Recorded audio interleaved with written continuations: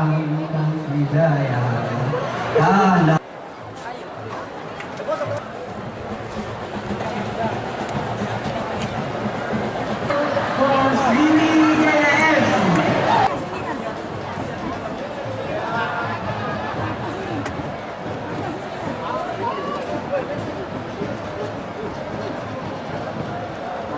pertama, saya rasa mungkin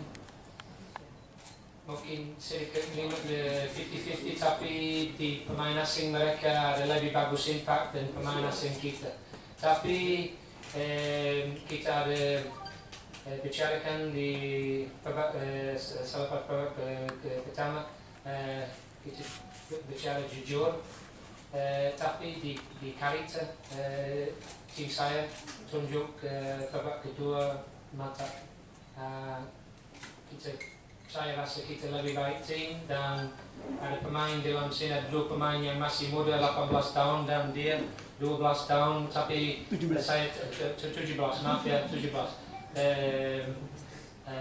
Saya tahu banyak orang dalam sini tidak tahu dia pasti ke hadapan dia pasti dia menjadi bintang untuk Indonesia sepak bola.